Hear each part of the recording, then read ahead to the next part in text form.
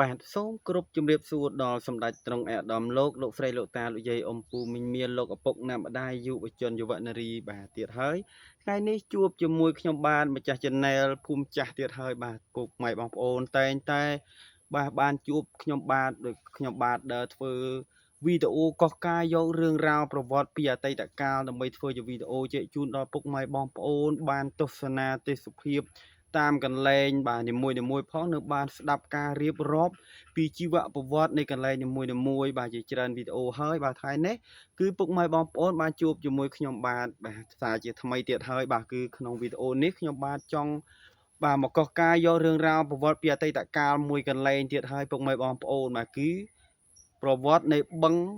យល់ទងពុកម៉ែបងប្អូនបាទខាងក្រោយខ្នងរបស់ខ្ញុំនេះគឺជាផ្លូវដែលយើងធ្វើដំណើរទៅបឹងយល់ទងបាទបន្តិចទៀតខ្ញុំបាទនឹងនាំអារម្មណ៍ពុកម៉ែបងប្អូនធ្វើដំណើរបាទទៅដល់ទីតាំងកន្លែងបឹងយល់ទងនឹងតែម្ដងពុកម៉ែបងប្អូនបាទតែមុននឹងយើងធ្វើដំណើរទៅខ្ញុំបាទក៏សូមខន្តីអធិស្ឋានរាល់កំហុសខុសឆ្គងក្រែងខ្ញុំនិយាយទៅឲ្យពុកម៉ែបងប្អូនបាទក្រែងលើសលុសខ្វះខាតត្រង់ចំណុចណាមួយឬក៏និយាយទៅបាទល្អល្អួររដេបរដប់បាទធ្វើឲ្យពុកម៉ែបងប្អូនបាទស្ដាប់មិនសូវបានមិនសូវយល់ហើយណាមួយទៀតបាទខ្ញុំបាទក៏សូមខន្តីអធិស្ឋានបាទបើសិនជាខ្ញុំបាទធ្វើវីដេអូទៅបាទហើយដោយបាទរូបភាពមិនសូវច្បាស់ឬសំឡេងមិនសូវ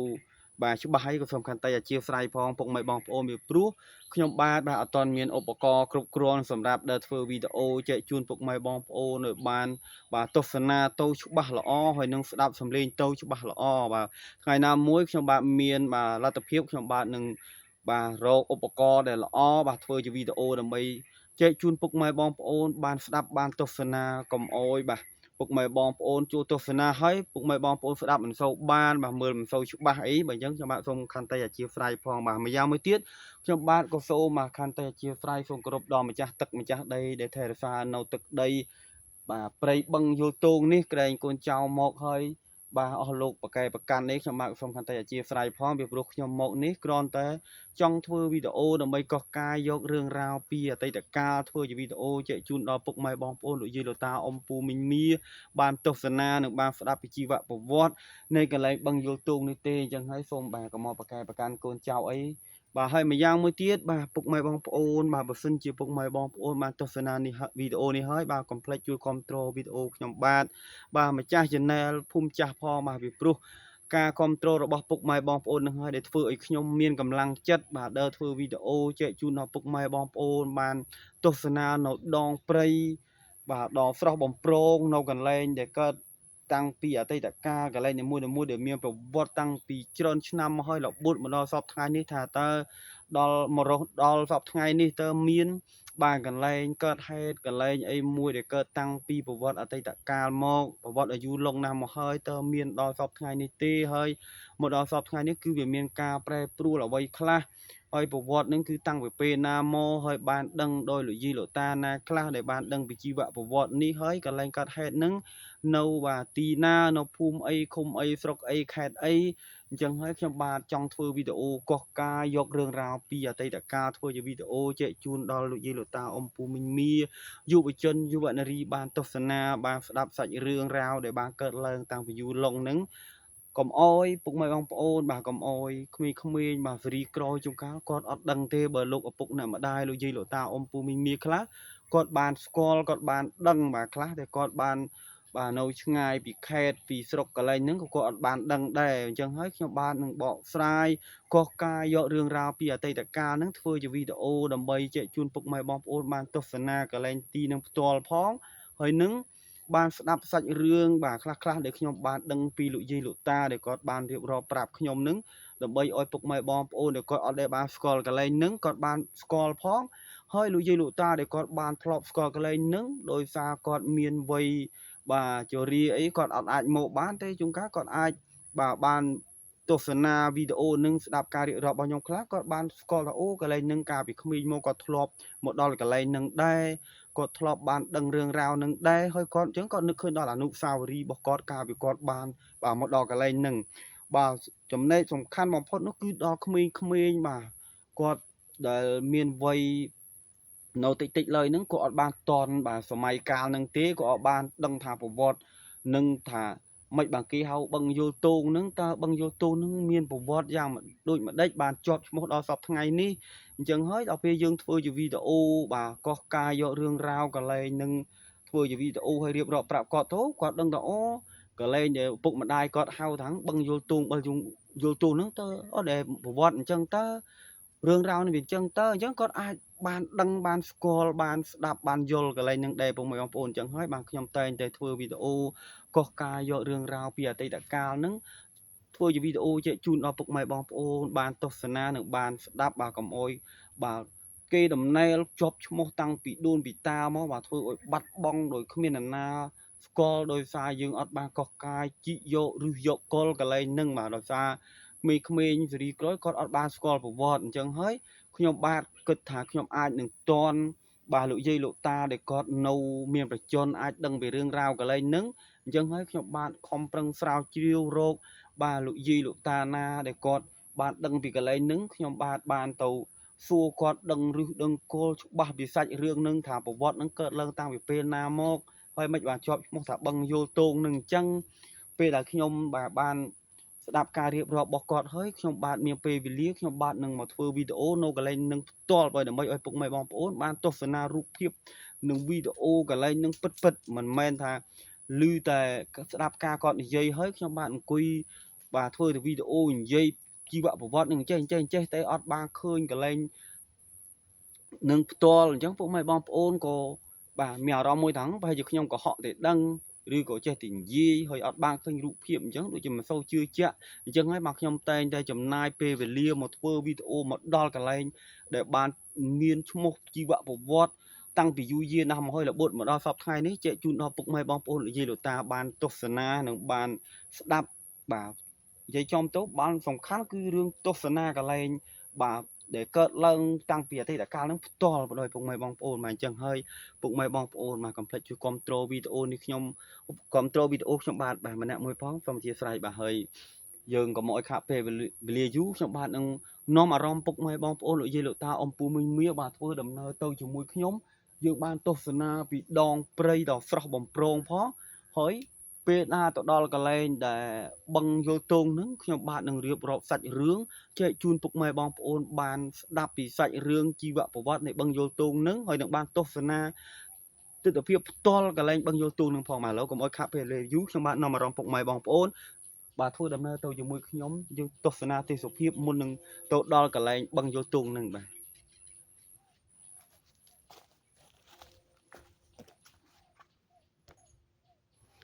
បាទសូមគោរពជំរាបសួរពុកម៉ែបងប្អូនលោកយាយលោកតាអ៊ំពូមីមៀសាជាថ្មីបាទបន្ទាប់ពី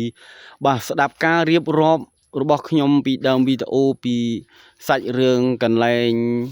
បាទជីវប្រវត្តិនៃបឹងយល់ទងហើយបានបាទសុំបើកផ្លូវពីម្ចាស់ទឹកម្ចាស់ដីដែលមានអរុអរៈអ្នកតាហើយបាទពពួកអមនុស្សដែលថែរក្សានៅកន្លែងទឹកដី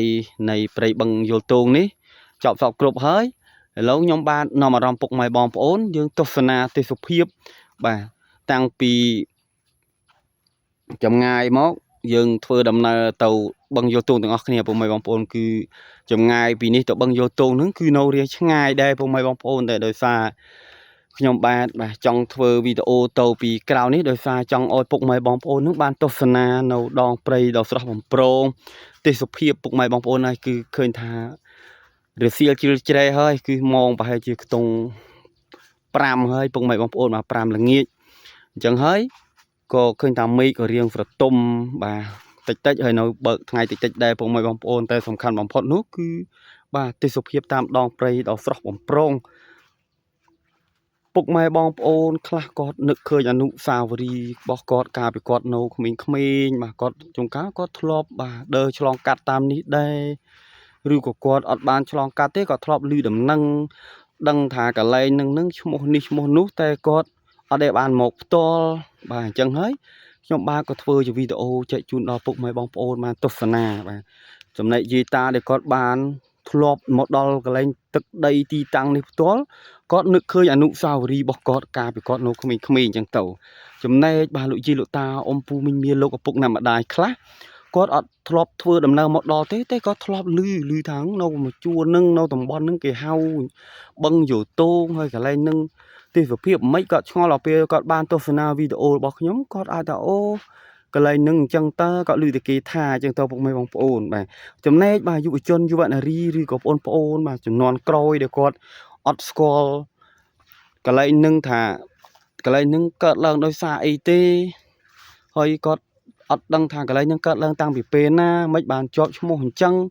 ពេលណាគាត់បានទស្សនាវីដេអូនេះហើយគាត់បានស្ដាប់ការរៀបរាប់របស់ខ្ញុំទៀតគាត់អាចដឹងទៀតថាអូកន្លែងនឹងបាទគឺជាប់ឈ្មោះអញ្ចឹងគឺដោយសារជីវប្រវត្តិនឹងអញ្ចឹងតើអញ្ចឹងបានឮតែគេហៅថាបឹងយល់តូងបាទ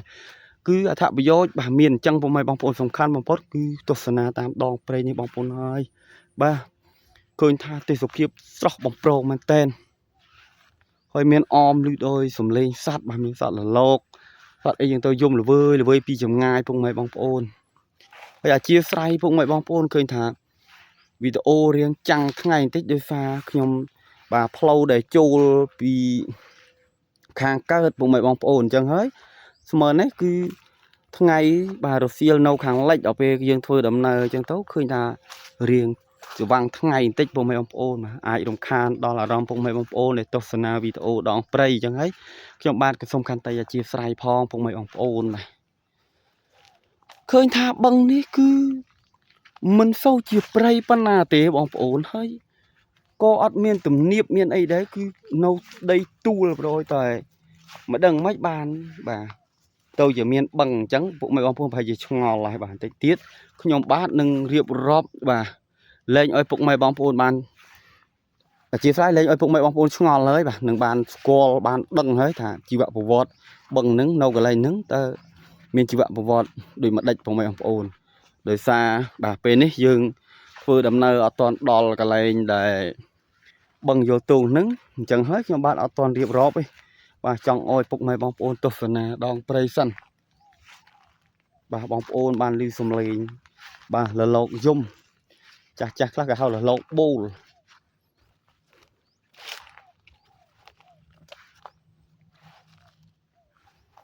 ទេសភាពស្អាតណាស់បងប្អូនអើយបាទជាពិសេសបាទលោកឪពុកណាម្ដាយលោកយាយលោកតាដែលគាត់បាទជាជនជាតិខ្មែរហើយឬក៏គាត់ទៅរស់នៅបាទប្រទេសក្រៅគាត់ប្រហែលជាខានបានទស្សនាវីដេអូបាទបែបទេសភាពត្រុកស្រែបាទតាមដងព្រៃអញ្ចឹងប្រហែលជាគាត់អត់សូវបានទស្សនាទេអញ្ចឹងហើយខ្ញុំបាទធ្វើវីដេអូនេះបាទអាចបើសិនជាមើលឃើញដល់ពួកគាត់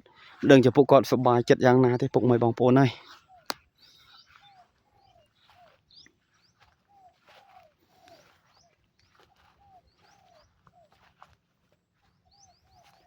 ឃើញថារងថ្ងៃនេះពុកម៉ែបងប្អូនឃើញថាវាលអត់ជាសូវមានព្រៃអីប៉ុណ្ណាដែរទេហើយព្រៃនេះគឺសពថ្ងៃនេះគឺខាងបាទក្រុមបាទការងារខាងបាទគាត់ដាក់ចាត់ចែងខាងបាទដីសហគមន៍ហ្នឹងគាត់បានយកបាទតំបន់នេះហ្នឹងដាក់ជាដីសហគមន៍ពុកម៉ែបងប្អូនมันអាចបាទមានប្រជាពលរដ្ឋណាមួយមកកាន់កាប់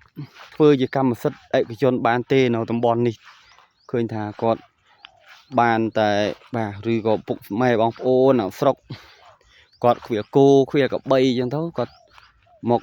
ខ្វៀលបានតែបើអោយយកធ្វើជាស្រែយក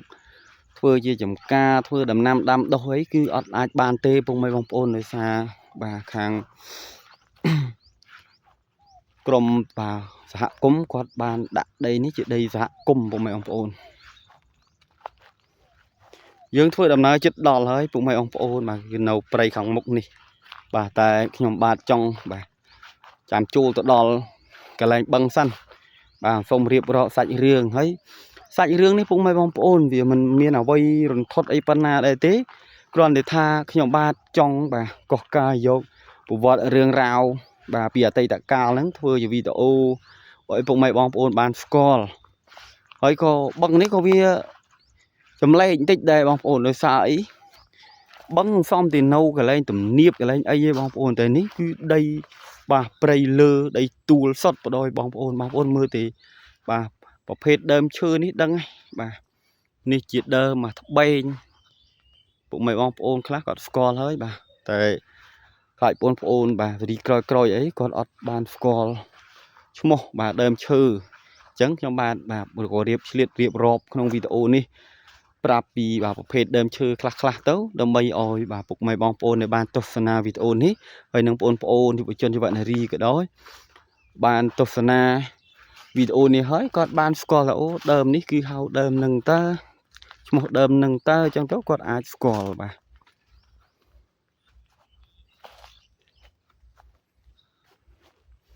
បងប្អូនចំណុចនេះបាទគឺហៅដើមព្រីង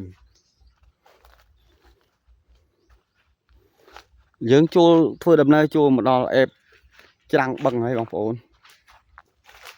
បន្តិចទៀតគឺយើងទៅដល់ហើយចាំដល់ហ្នឹងខ្ញុំបាននឹងរៀបរាប់សាច់រឿងបញ្ជាក់ចែកជូនពុកម៉ែបងប្អូនបានដឹងពីប្រវត្តិបឹងយល់ទង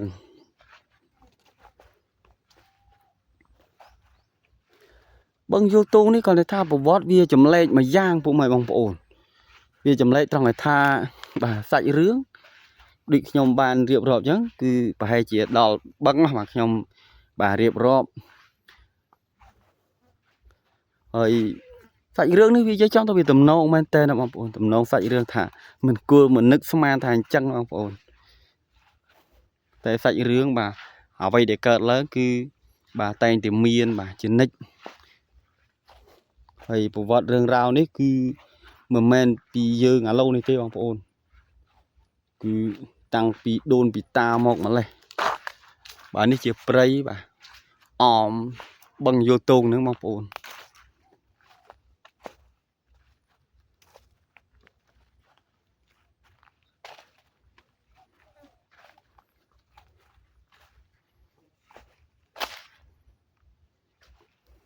ទេសភាពបាទល្អបងប្អូន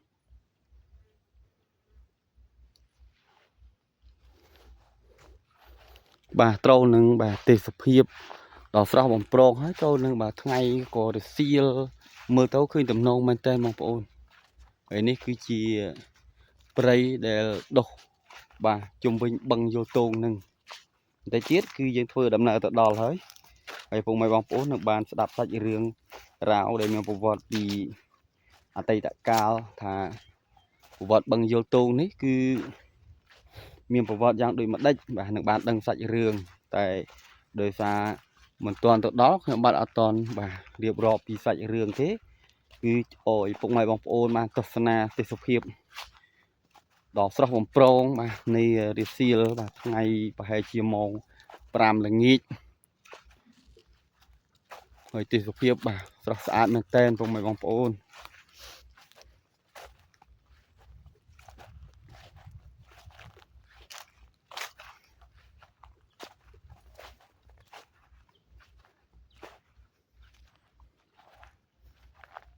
មាន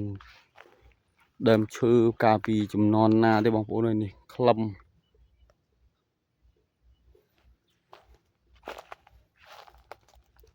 ប្រភេទដើមឈើដែលមានក្លឹមគឺដើមឈើដែលធំពុកម៉ែបងប្អូនហើយក៏មិនមែនអាយុកាលដើមឈើនេះក៏មិនតិចដែរបងប្អូន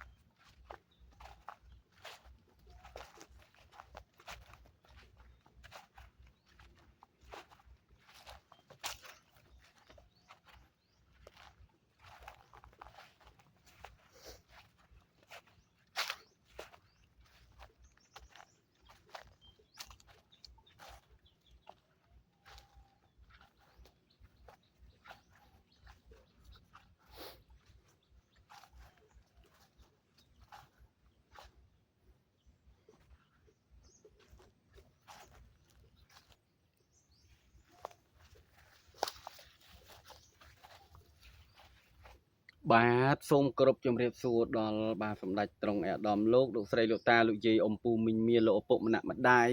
xaជាថ្មីបាទបន្ទាប់ពីស្ដាប់ការរៀបរាប់ពីដើមវីដេអូរបស់ខ្ញុំបានចប់សពគ្រប់បន្ទាប់មកទៀតគឺខ្ញុំបាននាំអារម្មណ៍ពុកម៉ែបងប្អូនមកទស្សនាបាទទេសភាពដងព្រៃដ៏ស្រស់បំព្រងឃើញថាយើងធ្វើដំណើរមករៀងឆ្ងាយដែរពុកម៉ែបងប្អូននេះឡូវមកដល់បាទកន្លែងបឹងក្រោយខ្នងរបស់ខ្ញុំនេះពុកម៉ែបងប្អូនគឺគេហៅថាបឹងយល់ទូងតែបឹងយល់ទូងនេះគឺអត់ធំទេបងប្អូនគឺរៀងតូចដែរទេហើយរាល់ថ្ងៃនេះគឺព្រៃដុះរួមចិត្តហើយពុកម៉ែបងប្អូនប្រហែលជាឆ្ងល់ថាម៉េចបានបឹងនេះអត់មានទឹកពុកម៉ែបងប្អូនបាទឆ្នាំមុនពុកម៉ែបងប្អូនគឺមានទឹកបាទគឺមានទឹករឿងបាទពេញដល់ដែរច្រាំងបឹងនេះពុកម៉ែបងប្អូនហើយបឹងនេះគឺមានទំហំតូចទេហើយបឹងនេះគឺនៅទួលជាងគេបំផុតហើយពុកម៉ែបងប្អូនបាទកន្លែងបឹងខ្លះដូចពុកម៉ែបងប្អូនធ្លាប់ឃើញវីដេអូខ្ញុំធ្វើវីដេអូហើយគឺបឹងធំហើយជំរៅជ្រៅទៀតហើយមានទឹកបាទច្រើននេះចឹងទៅចំណែកបឹងនេះឈ្មោះថាបឹងយូទូងដែរមិនក៏បឹងនេះអត់ទឹកពុកម៉ែបងប្អូននឹងឆ្ងល់ហើយមិនក៏បឹងនេះតូចម្លេះបាទគឺដើមប្រវត្តិនៃបឹងយូទូងនេះពុកម៉ែបងប្អូនគឺតូចទេហើយពីនិយាយពីប្រវត្តិបាទខ្ញុំបាននឹងរៀបរាប់ពីប្រវត្តិមិនបានបាទអត់មានទឹកទេហើយអញ្ចឹងអត់តំណងសោះកុហកទេដឹងបាទអ្វីដែលខ្ញុំធ្វើវីដេអូខ្ញុំអត់កុហកពុកម៉ែបងប្អូនទេធម្មតាដើរធ្វើវីដេអូនៅតាមព្រៃបាទពុកម៉ែបងប្អូនបើមិនតែយើងមានចិត្តវិវេមិនស្មោះត្រង់ដើរធ្វើវីដេអូកុហកភូតផលោកយាយលោកតាអ៊ំពូមីងមាបាទអ្វីដែលយើងខ្លាចបំផុតគឺម្ចាស់ទឹកម្ចាស់ដីទេបាទម្ចាស់ទឹកម្ចាស់ដីគាត់មិនអនុញ្ញាតអោយមនុស្សកុហកភូតផគេបានសេចក្តីសុខទេពុកម៉ែបងប្អូនអញ្ចឹងហើយបាទអ្វីដែលមានការភូតផកុហកហ្នឹងគឺមិនមានទេបងប្អូនតែគាត់ថាកលែងវារៀងចម្លែកដោយតំបន់នីមួយៗខ្លះទៅយើងធ្វើកលែងបាទវីដេអូពីកលែងបឹងយើងខ្ញុំបាទរៀបរាប់ជីវប្រវត្តិបាទកលែងបឹងមានទឹកមានអីបឹងជ្រៅមានបាទបឹងធំយើងទៅនេះបឹងនេះគឺតូចហើយអត់មានទឹកទៀតទេបាទចង់និយាយថាឆ្នាំមុនមានទឹកពុកម៉ែបងប្អូនគឺកន្លែងនេះខ្ញុំបាទនៅក្មេងៗខ្ញុំធ្លាប់មកឃ្វាលគោឃ្វាលក្របីដល់កន្លែងបឹងហ្នឹងដែរហើយខ្ញុំបាទធ្លាប់បាទចុះមកផឹកទឹកផឹកអីនៅហ្នឹងទៀតបាទជួលមកផឹកទឹកនៅហ្នឹងតែដោយសារឆ្នាំនេះពុកម៉ែបងប្អូនហើយកន្លែងតំបន់ខ្ញុំនេះគឺមានភាពរាំងស្ងួតបាទគឺចូល4-5 ខែហើយពុកម៉ែបងប្អូនសូម្បីតែដំណាំស្រូវអង្គអីរបស់អ្នកស្រុកអ្នកភូមិនោះគឺស្វិតក្រៀមអស់ហើយពុកម៉ែបងប្អូនឆ្នាំនេះគឺមានជួបនឹងភាពរាំងស្ងួតមែនតើបាទឥឡូវកុំអោយបាទបំបីសាច់រឿងកាន់តែវែងឆ្ងាយខ្ញុំបាទនឹងបាទដែលបង្ហាញពុកម៉ែបងប្អូនឲ្យបានឃើញបាទនៅទស្សនាកលែងដែលដងព្រៃអមជុំវិញបឹងហើយខ្ញុំបាទនឹងរៀបរាប់សាច់រឿងប្រវត្តិនៃបឹងយោទូងនេះចែកជូនដល់ពុកម៉ែបងប្អូនលោកយាយលោកតាអ៊ំពូមីងមាបានស្ដាប់បានដឹងទាំងអស់គ្នាប្រវត្តិនៃបឹងយោទូងនេះពុកម៉ែបងប្អូនគឺការពីដើមឡើយគឺមានលោកយាយលោកតាម្នាក់គឺគាត់បានធ្វើស្រែនៅខាងនោះបឹងទេពុកម៉ែបងប្អូនគឺឈ្មោះបាទតាកោះនិងយាយខិតបាទតាកោះនិយាយខិតបើតាមទីខ្ញុំបានទៅសួរសាកសួរគាត់ផ្ទាល់ហ្នឹងកលែងជីវប្រវត្តិបឹងនេះហ្នឹងខ្ញុំសួរគាត់ថាតើប្រវត្តិបឹងយោទូងនេះកើតតាំងពីពេលណាអ្វីដែលគាត់បានដឹងហ្នឹងពុកម៉ែបងប្អូនមិនមែនគាត់ទាន់សម័យហ្នឹងទេបាទគាត់បានឮមិនមែនបានឮពីម្ដាយគាត់ទេគាត់បានឮពីលោកយាយលោកតាគាត់ហ្នឹងទៀតដែលបានរៀបរាប់ប្រាប់គាត់ហ្នឹងហើយដល់ពេលគាត់តែគាត់ថាគាត់នៅចាំសាច់រឿងហ្នឹងពុកម៉ែបងប្អូនអញ្ចឹងហើយខ្ញុំទៅសួរគាត់ដោយសារខ្ញុំស៊ើបពីប្រវត្តិមកធ្លាប់ដឹងថាតាកោះនិងយាយខិតហ្នឹងគាត់ធ្លាប់មកធ្វើស្រែនៅបាទនៅខាងដែលកើតដែលបឹងយោទូងហ្នឹងពុកម៉ែបងប្អូនហើយប្រវត្តិបឹងយោទូងនេះបើតាមស្ដាប់ការរៀបរាប់របស់គាត់បាននិយាយថាការពីដើមឡើយហ្នឹងបាទមានអ្នកត្រុកអ្នកភូមិបាទ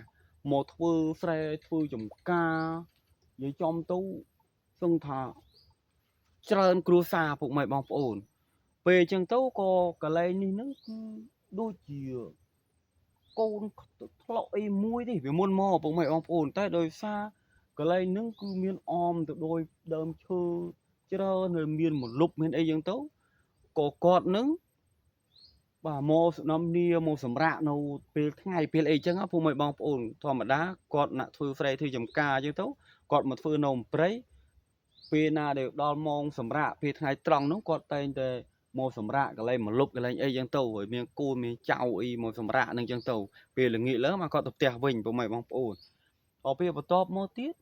អ្វីដែលខ្ញុំបានស្ដាប់តាកោះហើយនឹងនិយាយខិតគាត់បាននិយាយហ្នឹងគឺ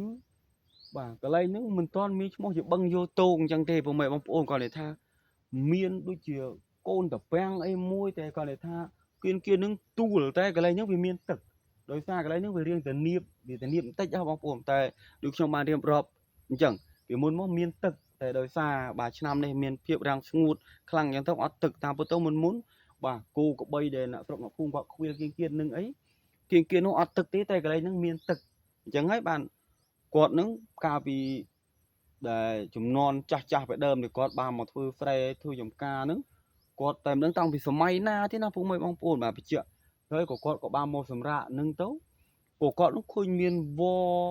ដូចជាតងដើមឈើដើមអីទៅក៏គាត់នោះចងធ្វើជាតោកមកពុកម៉ែបងប្អូនលោកយាយលោកតាដែលគាត់បាន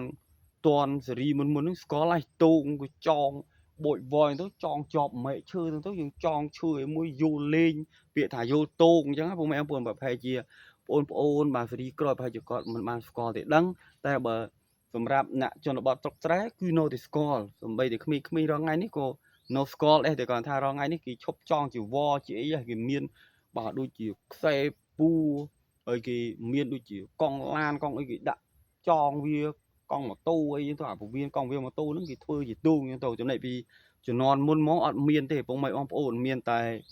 បាទចងឈើចងអីទៅយូរមិនថាក្មេងថាចាស់ទៅអូទៅពេលថ្ងៃត្រង់លងមកសម្រាប់ហ្នឹងឃើញថាទៅចាក់ទៅជុំទី1កន្លែងនេះនឹងមានទឹកបាទគាត់យកទៅដាំបាយយកទៅស្លហើយសម័យមុនពុកម៉ែបងប្អូនគឺមិនបាច់ថាសម័យមុននេះសូម្បីតែ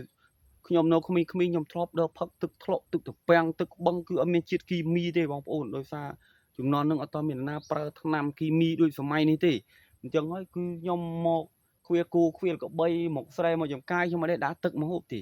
ដោយសារអីទឹកបាទថ្លុកទឹកត្រពាំងទឹកបឹងនឹងគឺថ្លាល្អហើយបាទហូបទៅសឹងថាគ្មានធំអីទេគឺហូបទៅសឹងតែពេលខ្លះប៉ះលើឈើលើអីធ្លាក់ទៀតបងប្អូនហូបទៅផ្អែមរទឹកនៅតាមបឹងតាមធ្លុកតាមត្រពាំងបើសម័យនេះគឺយើងអត់អាចហូបបានទេដោយសារបាទសម័យនេះគឺសបូគីមីអញ្ចឹងឯងហូបទៅអាចប៉ះពាល់សុខភាពបាទឥឡូវចូលដល់សាច់រឿងយើងទៀតបងប្អូនបន្ទាប់ពីបាទលោកយាយលោកតាកាលពីជំនាន់នឹងអ្វីដែលខ្ញុំបានដឹងពីយាយខិតហើយតាកោះគាត់និយាយហ្នឹង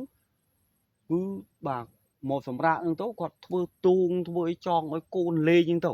ឲ្យកូនបាទ2 3 4 5គ្រួសារទៅគាត់បានធ្វើចំការនៅអេបគ្នាអញ្ចឹងទៅគឺព្រមជាប់គ្នាទៅហើយគាត់បានធ្វើទូងធ្វើឲ្យកូនលេងអញ្ចឹងទៅបងប្អូនដល់ពេលអញ្ចឹងហើយក៏បាទពេលណាដែលអស់ពីបុណ្យពួកគាត់នឹងទៅដូចជាសេរីបាទបន្តពីឧបមាថាលោកយាយបាទលោកយាយរបស់ដែលតាកោះហើយនឹងយាយខិតនឹងគាត់តន់មកចំនួនទៀតទៅគាត់មកដល់នោះឃើញស្នាមបាទដូចជាវដែលចាស់សេរីនឹងមុននឹងគាត់ចងនឹងឲ្យកូនចៅលេងហ្នឹងក៏ឃើញមានទូកមានអីចឹងណាពុកម៉ែបងប្អូនឃើញមានទូកចងតាមដើមឈើទៀតខ្ញុំបាទនាំអារម្មណ៍ពុកម៉ែបងប្អូនទៅទស្សនាបាទតាមដងព្រៃនោះបន្តិចទៀតបាទកន្លែងចូលទៅជ្រៅកន្លែងដែលដល់កដាលបឹងហ្នឹងតែដូចខ្ញុំបានអធិស្ឋានអញ្ចឹងគឺដោយសារឆ្នាំនេះអត់មានទឹកមានអីទេដោយសារភាពរាំងស្ងួតពេកឯណាមួយបឹងនេះហ្នឹងគឺវាទួលជាងបឹងបាទនៅតាមកន្លែងនីមួយគឺទួលមែនទែនសូម្បីតែតាមដែលគៀនហ្នឹងពុកម៉ែបងប្អូនបានទស្សនាវីដេអូដែលខ្ញុំបាទធ្វើដំណើរមកដើម្បីឲ្យពុកម៉ែបងប្អូនបានទស្សនាវីដេអូតាមដងព្រៃហ្នឹងគឺពុកម៉ែបងប្អូនឃើញស្រេចហើយថាតើប្រភេទដីជាដីប្រភេទម៉េចគឺប្រភេទដីទួលដែលមានដើមខ្លងដើមត្បែងហើយមានន័យថាកន្លែងហ្នឹងគឺកន្លែងតំបន់ដីដែលទួលហើយពុកម៉ែបងប្អូនបាទដល់ពេលអញ្ចឹងទៅពុកម៉ែបន្តសាច់រឿងយើងក៏បាទលោកយាយលោកតាបន្តនឹងទៀតនោះមកដល់សេរីបាទតាកោះនឹងយាយខិតនឹងគាត់ឃើញស្នាមបាទវដែលចងនឹងនៅកន្លែងដែលបឹងនឹងរបូតដល់ចំណោះគាត់នឹងក៏គេអុយឈ្មោះថាបឹងនឹងបឹងយល់ទងពុកម៉ែបងប្អូន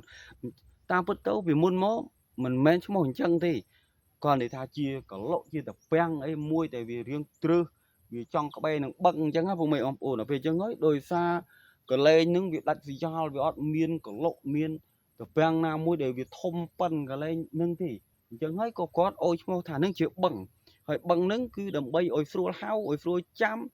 cứ đôi xa bộ vót này cha cha bà tăng pi ở tây đã cao nó còn thưa tu ngọt tròn vo trong ấy thưa tu đã ôi côn vô lê vậy nữa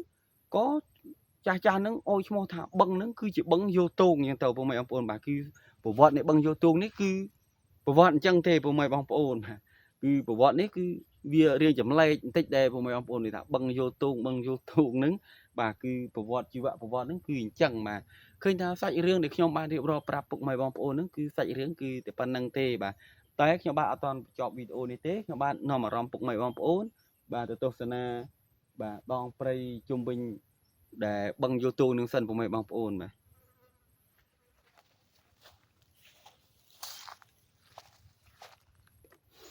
bà trong điệp sổ bộ mày bong ôn xa chỉ thay mà đang tiết bà bắt top pi bà đập sạch riêng rào bìa tây tạ cao mùi cần lấy cứ cái lấy bằng vô tôn bàn chọp hơi bà sạch riêng cứ đuôi ở đây được nhóm bàn riệp rộm chấn hay ca riệp rộm bọc nhóm này cứ mà men nhóm đằng bà rư có nhóm bàn cợt toàn pi số mày một mò thế cứ nhóm bàn đằng pi bà lụ di nâng lụ tá bà pi nạp để một con để cọ miền chôn rồi nó sập ngày này cứ cọ miền chôn bà cao sập pram năm hơi vùng mày bong ôn mà hơi còn bàn chăm nấu rương rau để bàn cợt lần tăng bìa tây tại cao nứng có nhóm bàn tổ bà xuân nôm còn bàn đăng sạch rương nương tấu có nhóm một phơi cho video chạy chun đọc phục mày bong ôn bàn tosana nương bàn đạp sạch rương nương tấu bà hơi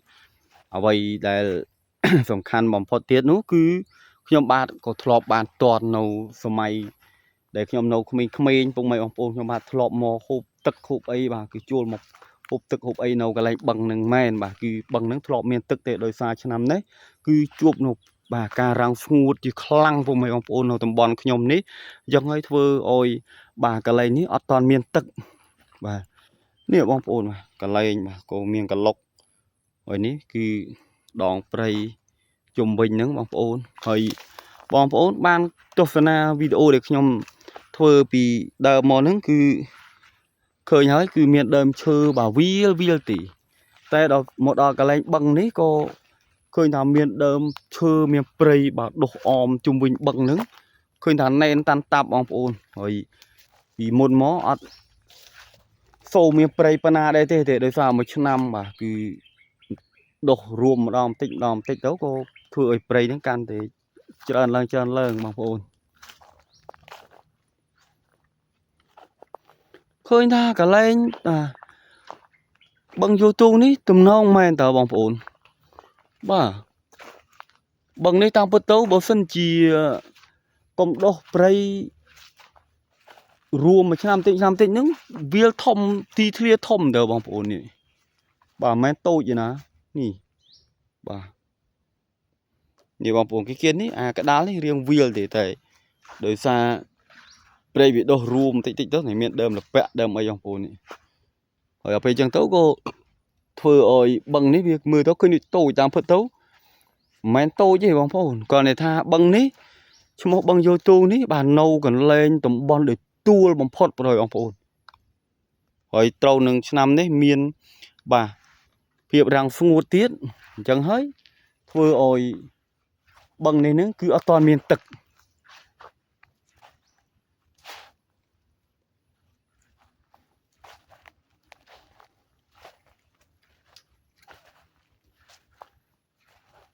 tam phật tấu bong ôn cả lên để chọp cho một một đo sọp ngày đấy cứ mình men ọt bà sạch rương để bàn cợt lợn bìa tây là cao tây sắt thì miên còn này thao cả lên khá dương ọt ban bà để chị dọ col vì bộ vọt này cả lên nứng dương ọt đăng dương thả đăng thì lì cái hàu mấy hàu thì tam kì chân là vô băng vô tô hoặc băng ni băng nô pray nô bà lì thì kì tha rồi dương ọt ban sơ rô bộ vọt này băng nâng thả mấy bàn cái hào băng chân mấy bàn chọp cho mô prey chân cả lên những cái lên để bị môn mò nó cứ thọp miền chỉ bạ vọt ấy kha bàn để chọp cho một bộ đào sọp ngay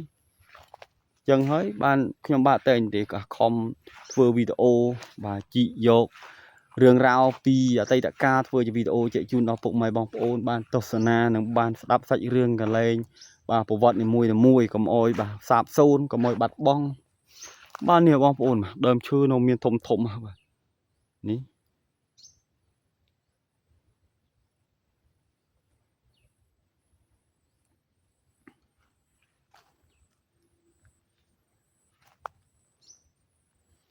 วิลตำโน้งบองปูนนี่สไลด์บาโดยซาชนำเนี่ยบาเมียนเพียบรังสงูดบาจะคลั่งผมไม่บองปูนเอาตำบอลขยมคือฟัดตำน้ำเอาให้บองปูนเลยสมบัยที่บาบังนี้ก็ยมทลบมาพักตึกพักấy muốnแค่เจ๊คือเมียนตึกให้บองปูนแต่ดอกพุชนำเนี่ยรังเหม็นเต้นะบองปูนสมบัยที่บังทมเลยทลบเมียนตึกลิกบ้าก็บาชนำนี่บ้านตรำจะเก้ตรำấyนะบองปูนโดยซาเพียบรังสงูดจังให้ถือไอ้ปะปอลบาดอลกาประกอบมุกระบอกาดำดกดำนำระบอบาไปเชียกะสิกอเคยนะปะปอลมันเต้นมงปนมันทากีมันทาขยมช้ำนี่บ่าคือจบก็ดึงที่ชามกลอยโตจะกำรัดนาที่ผมไม่บองปูนเลยคือเวทเนียมันเต้น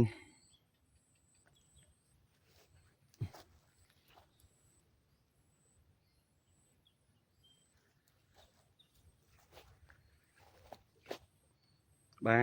ปลุกไม่บองปูนมาสมจุ่มเรียบสูเตียท้ายบ่าสมกระดกจุ่มเรียบสูบ่าchỉ trần lực trần xa đôi xa sạch rương dưỡng vì riêng về đây phong mày bóng ôn mà